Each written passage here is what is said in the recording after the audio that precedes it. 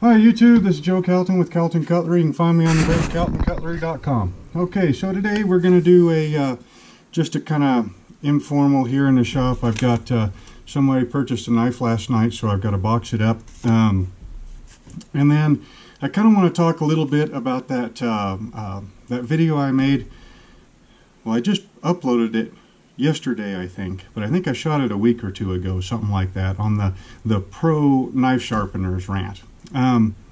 So anyway, let's get started on this knife right here first, and then we'll kind of get into some of that. So this is actually one that I just finished up about a week ago or so, something like that. A fella came to my shop. He's from up in Sheridan, if I remember right, and he said, hey, I've been looking at your knives. You know, I'm a hunter here in Wyoming, do an awful lot of backpack type hunts, you know, where weight's a concern. And he said, I'm not sure exactly where he found me, maybe on YouTube on sharpening videos or something or other. But he said he thought that it would be really cool if since he lives and hunts and works in Wyoming, he thought it'd be really cool if he was to have a custom knife made from a knife maker in Wyoming. So, you know, that's kind of a cool thing. And he brought his wife and his sister-in-law, if I remember right, down to the shop. We spent, probably an hour or so, you know, talking about what he wanted and everything. And then he ended up leaving, and I told him it was probably going to be a year and a half before I got to it, because honestly, I'm just that far behind right now. Well, he picked out some of this maple burl that I've got.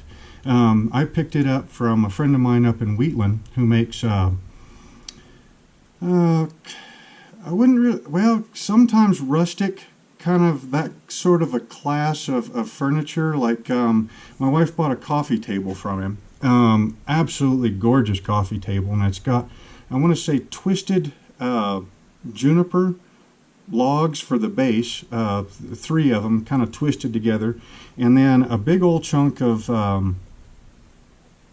want to say maybe walnut that was rotted out in the center. And then in the center he put some rocks, and I mean, like fist-size type rocks, you know, and then like some blue, almost like fish tank rocks, and some other stuff in there. And then he coated the whole top of it in epoxy. Some of the places that epoxy is that thick, but it's clear, and it's a very, very interesting coffee table. And the edges of the top are all,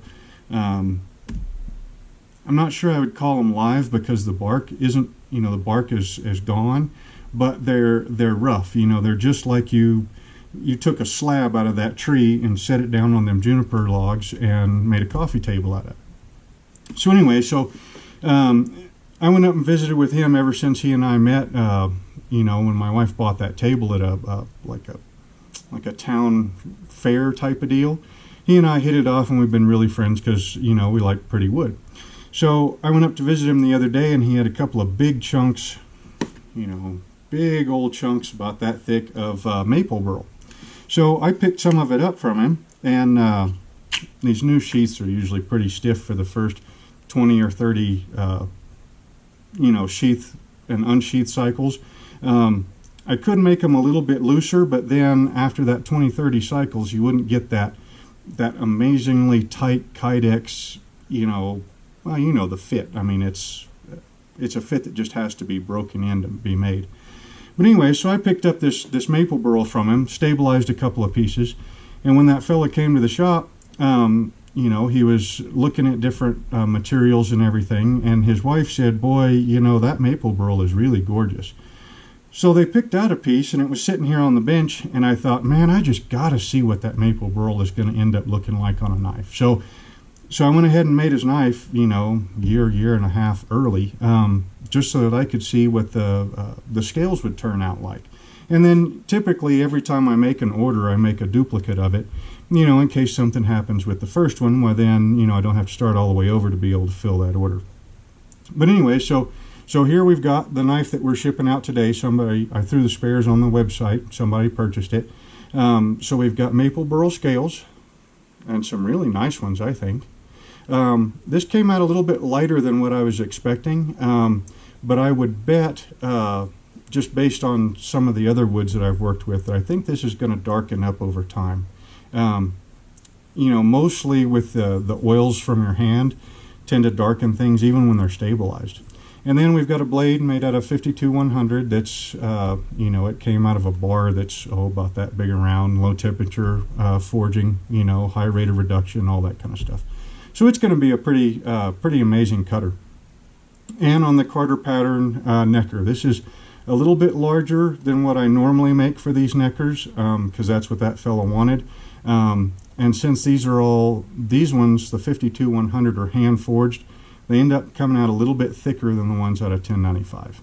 And then the sheaths, you know, all of them, most of the neckers you see come with black kydex. And I've been playing around a little bit with different colored kydex and really liking it.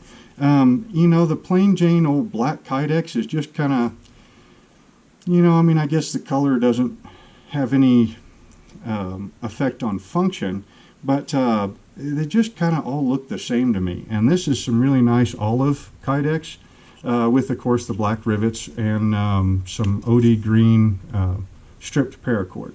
So anyhow, so I'm going to go ahead and while I'm chatting about the rant video, I'm going to go ahead and box this up and get it off to this fella. So the first thing I do is, you know, look over it, make sure everything looks kind of the way it's supposed to. No gaps or anything in the scales. And then feel for a burr, which there isn't one. We'll test a little bit of the edge. And it needs just a little bit of a touch-up, which, you know, can sometimes happen. So this is one place where I really like, I still love my DMT diamond stones, okay? You guys know in a couple other videos that I've been having kind of hit or miss quality control on these. The last half a dozen or 8 of them I've picked up. Some of them have had extra like globs of diamonds on the tops that need basically stripped out before the surface is ready to sharpen. But anyway, so I'm not using these anymore for all of my sharpening, but I do like them in cases like this. Okay, so we've got a finished knife here, right? You know, it's ready to get boxed up and go. So a lot of times I like using the diamond stones because they don't require oil or water or anything. So it's a very clean way of, you know, just touching up an edge right before you stick it in the box. So we are just going to do a couple extra little swipes here at the burr shearing angle, just to kind of touch it up. Yeah, I'm not seeing any light. Yep, and that's what it needed, just to get it to that nice, crisp, hair-popping edge. You know, it's easy to get a knife edge that'll shave, but to get that edge that just pops hair, you know, almost scares it off your arm, that's what I really like. So anyway, so once I get that done, I can strip off the little piece of tape on the back that kind of tells me, you know, when I was making the sheaths, you know, I mark the tape with what knife goes into the sheath so I keep them in order. Make sure I get my cut for the safety feature on the, you know, on the sheath for the neck cord, so that if you get hung up with something, it'll pull that knot out of the sheath and give you a chance to, you know, continue living. I'll go ahead and look at my spec sheet right quick. You know, it's got everything filled out on it. Grab a business card, wrap the whole thing up, and then we'll start boxing it. So anyway, so first of all, I'm really kind of amazed at how well that rant video is being received. You know, I mean, I normally try to stay really, really positive on YouTube because there's already too much, you know, bashing going back and forth on YouTube all the time.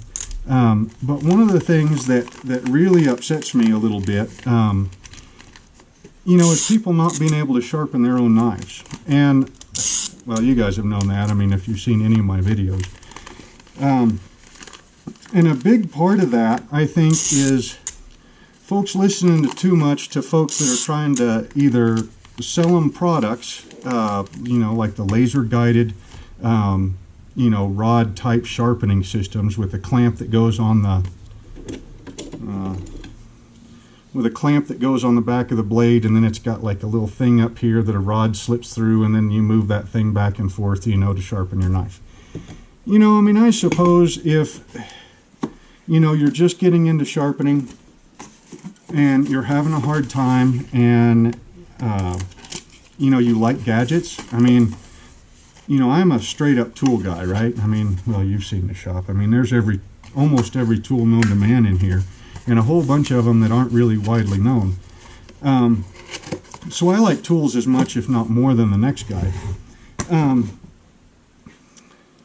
But consider those more of like training aids, okay? So like training wheels on a bicycle, okay? So when you first start off learning how to ride a bicycle and you're 5 years old, there's a range there. You have to find your balance to be able to ride that bike, even in a straight line. So those training wheels really help you. They kind of put a limit on, how far out you can go when you're riding that bicycle, right? Once you get to where you can ride that bicycle and you can stay upright and everything, now those training wheels really limit what you can do on that bike, okay? You can't really go around curves as fast as somebody that doesn't have training wheels. Doing jumps, that's not so cool with training wheels. You come down a little bit and that training wheel hits before your back tire hits, and it'll throw you off to the other side. Not such a cool thing. Well, that's where I see those laser guided training aids being. They're more of a guide, maybe to get you started, okay? The other half of all those guide systems is, honestly, they're there to make the company that produces them money, okay? The easiest way to sell something, is fear or sex, right? That's just the way it is. You tell somebody, hey, there's this problem, and make them scared of that problem, and they'll buy anything that you say is going to fix that problem, right? Same way with sex, people are afraid of not being desirable to, members of the opposite sex. So, that's how they sell makeup and, hair coloring and all that kind of jazz, right? Well, so in knife sharpening, all those jigs are pretty much, those companies coming out and saying, hey, you've got a dull knife. That's something to be scared of. They try to convince you that you can't sharpen with a simple stone, a diamond stone, oil stone, or water stone, it doesn't really matter, and then selling you those jigs, to get you over that fear of having a dull knife, right? Without teaching you how to just rub a chunk of steel on a rock, right? Okay, so that's kind of where I'm at on the jigs and the laser guided knife sharpeners. It also holds true for those electric sharpeners, the ones that have got two wheels, and they're typically for kitchen knives. You mount them on your countertop, and then you take that knife and you rake it through, and it's got a couple of wheels that basically strip the steel off the sides, make an ungodly sound. It's just awful, right? And they sell for really big money. That right there is kind of the same deal. It only sharpens at one angle, and they're really hard on the edges and the rest of the edges and the steel behind the edge also. So it's one of those things that's, okay, well, you can pick up a Norton crystalline coarse fine for $20 and spend a couple hours learning how to use the thing, and then all that other stuff, you don't really need it no more.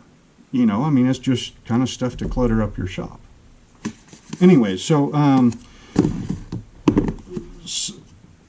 pretty much where I'm coming from is, anybody tells you that you personally cannot take a stone and a knife, put the knife on the stone, hold it at, roughly the same angle while you're abrading steel away, come on, that person's pretty much telling you that you don't have, enough dexterity to tie your shoelaces, or brush your teeth, or comb your hair without digging up your scalp. I mean, that's pretty much what I see when I see all that. So anyway, and that goes not only for jigs and laser guided jigs and the electric sharpeners and everything, but also sharpening services. I mean, if you're in like a production setting or something, and you're working in a restaurant and there's 15 cooks there, you're all chopping up stuff, to make meals out of, and you just don't have the time to sharpen your knives, and you got some guy that comes around, once a week, and, that's what he does. He sharpens your knife in a production setting. I can kind of sort of see that. Or, if you really like a guy that's opening up a sharpening business and you're trying to support him by sending him your knives so that, he can have a source of income because you like the guy and you think he's got potential to go on to keep, doing bigger and better things. I mean, there's always exceptions to every rule, but for the most part, I think pretty much, I mean, if you have a hand to be able to hold the knife, to be able to use the knife, and you can use the knife and you can dull it, then you can sharpen it. And anybody that tells you otherwise, I don't know so much about that. Anyway, so that's the rant on that. And I think our box is just about done. You just got to go ahead and weigh it and print out a shipping label, and away we go. So, yeah, I think we're going to shut this one off. This one's going to be a really short video at like 17, 18 minutes. I bet you guys didn't know that I knew how to shoot a video that short. So, again, and if you're having problems sharpening, I've got, I don't know, I think it said I had like 220 videos on YouTube now. I would say probably half of those have to do with sharpening in some way or fashion. Go back through some of those. And if you don't like my videos, go look at Murray Carter, go look at Cliff Stamp. Jason Stone, I think, has got some. I mean, just look at somebody who's saying, hey, this is really easy. You need a knife, you need a stone. Doesn't matter what kind of stone. Oil stone, water stone, diamond stone, ceramic stone, I mean, pretty much whatever there is. Find somebody that makes it easy and puts it out in a way that you can understand it, and keep practicing until you get it. Once you get it, you'll be amazed at how simple it is. So, this is kind of like a smaller rant to the big rant. I'll probably title it something like that. But anyways, this is Joe Calton with Calton Cutlery. You can find me on the web, caltoncutlery.com. Hope you enjoyed the video, and we will see y'all next time.